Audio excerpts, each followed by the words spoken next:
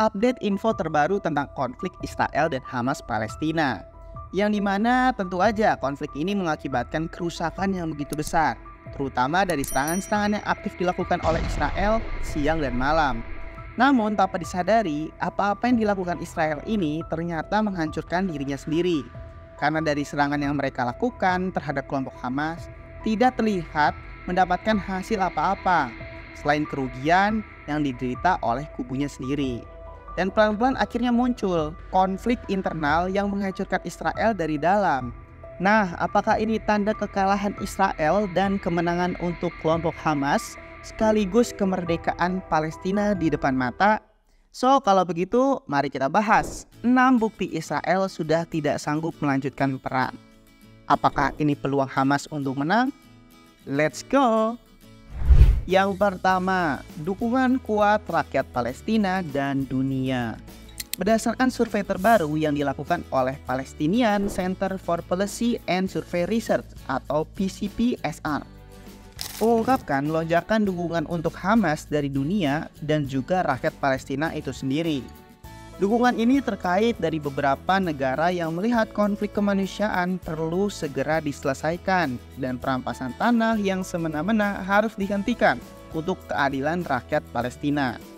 Seperti contohnya negara Indonesia yang selalu kuat untuk mendukung perjuangan rakyat Palestina dan dibarengi oleh negara-negara lain seperti Yaman, Irak, Malaysia, Turki, dan banyak jajaran-jajaran negara bermayoritas agama muslim lainnya. Berbarengan dari itu, Israel malah mendapatkan kondisi keterbalikannya, di mana Israel mendapatkan kecaman yang begitu besar dari berbagai negara di dunia.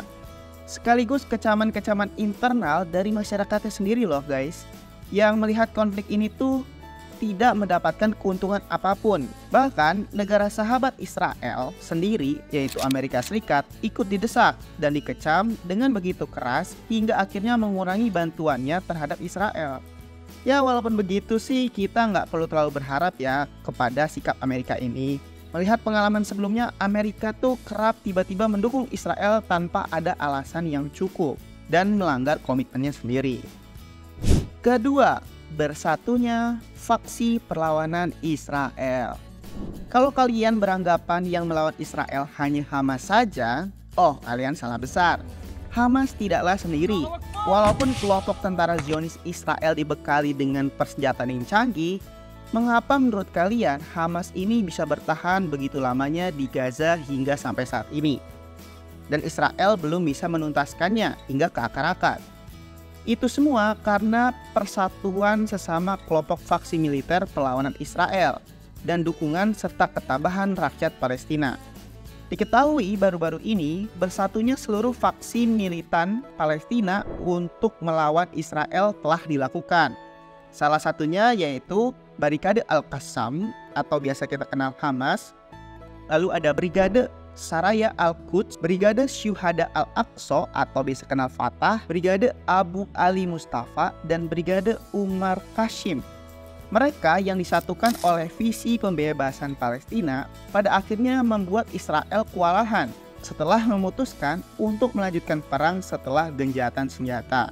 Perlawanan ini dilancarkan sebagai tanggapan atas agresinya Israel yang terus-menerus menyasar warga sipil di Gaza. Serangan ini sebagai respon terhadap serangan ke warga sipil, kata kelompok militan Palestina melalui Telegram sebagaimana dilansir dari media Indonesia pada 1 Desember 2023 lalu. Ketiga, dukungan milisi Islam dari poros perlawanan. Faktanya, kelompok perlawanan Israel tidak hanya didukung oleh bersatunya faksi militan Palestina, namun juga mendapat dukungan dari sokongan dari milisi-milisi Islam dari luar Palestina, seperti bantuan dari milisi Hizbullah dari Lebanon dan Houthi dari Yaman yang siap berjuang mati-matian demi menjatuhkan rezim Zionis Israel dan untuk kemerdekaan Palestina. Hanya dari beberapa hari kelompok militan Hamas melancarkan serangan multifront terhadap Israel, Hizbullah langsung saja bergabung membantu di konflik tersebut. Sebagai sekutu Hamas, Hizbullah menembakkan banyak serangan roket ke wilayah sengketa di wilayah perbatasan Lebanon dan Israel. dan mengklaim aksinya sebagai aksi solidaritas terhadap Palestina. Sementara itu, Houthi yang juga menjadi bagian poros perlawanan tak ketinggalan menunjukkan kontribusi besarnya dalam sejumlah aksi untuk mendukung Hamas dan Palestina. Kelompok Houthi bahkan membuat kelompok khusus baru untuk operasi melawan Israel. Info terbaru, Houthi sedang gencar-gencarnya melancarkan serangan di Laut Merah untuk menghalau kapal-kapal yang terafiliasi membantu Israel dengan mensuplai banyak bantuan untuk Israel dan tentara Zionisnya. Dan aksi Houthi ini akhirnya sangat berdampak terhadap sulitnya suplai kebutuhan Israel dari makanan, bahan bakar, dan persenjataan yang akhirnya membuat pihak Israel panik. Bahkan salah satu pejabat senior Hamas berkomentar bahwa militer Israel tidak mendapatkan hasil apapun selama putaran kedua agresi militernya sejauh ini. 4.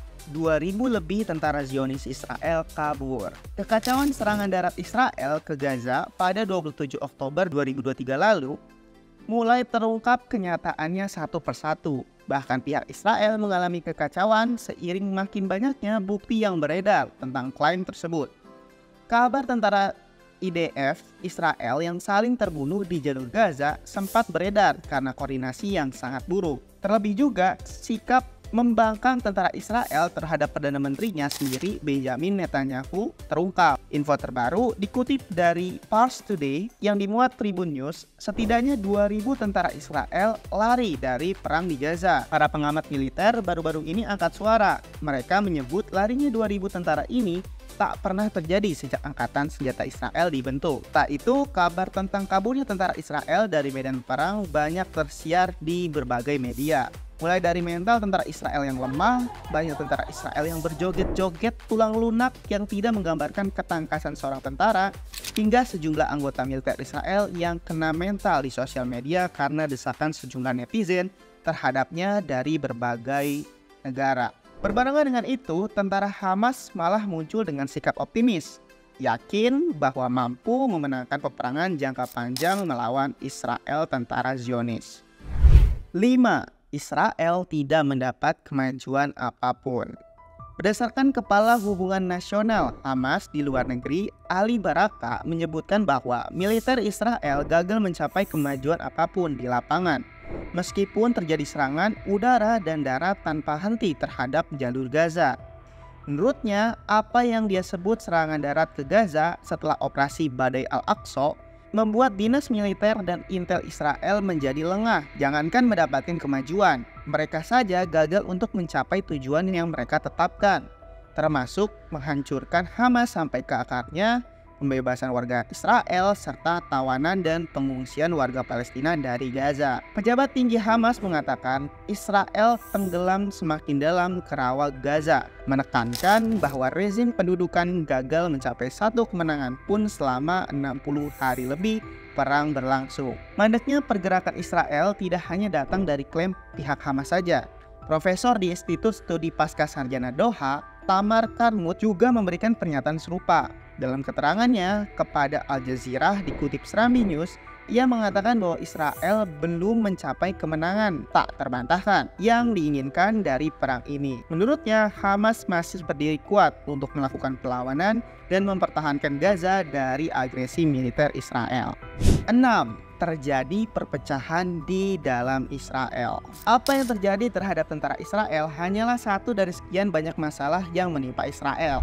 Sebab, sebagaimana yang kita ketahui, nasib kurang baik sedang menimpa Perdana Menteri Israel, Benjamin Netanyahu. Selain memimpin operasi militer di Gaza untuk menghancurkan militer Hamas, Benjamin juga sedang menghadapi masalah politik di dalam negerinya. Pemerintahan Netanyahu memang menjadi lebih goyah setelah serangan Badai Al-Aqsa yang dilancarkan Hamas menembus perbatasan Israel. Publik Israel terus-menerus menyalahkan kabinet Netanyahu yang dianggap tidak becus setelah gagal menghalau serangan Hamas. Tidak hanya dari warga rakyatnya, desakan pengunduran Netanyahu juga datang dari 3 mantan Perdana Menteri Israel sebelumnya. Ehud Barak misalnya, sempat menuliskan sebuah opini yang menyerukan pemecatan Netanyahu. Diterbitkan di surat kabar Israel Haaretz, mantan Perdana Menteri tersebut mengatakan Netanyahu tidak dapat mengelola kompleksitas situasi yang terjadi belakangan ini. Kemudian di November lalu, Pemimpin oposisi Yair Lapid mengatakan sudah waktunya menggantikan Netanyahu tanpa dilakukan pemilu.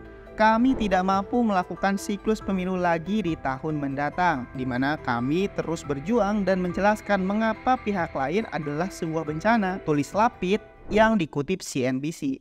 Nah, jadi itulah beberapa poin bukti bahwa Israel mulai tak sanggup melanjutkan peperangannya. Akankah ini menjadi momentum besar untuk kemerdekaan Palestina dan mengambil kembali tanah mereka? So, silakan tulis tanggapan kalian di kolom komentar ya.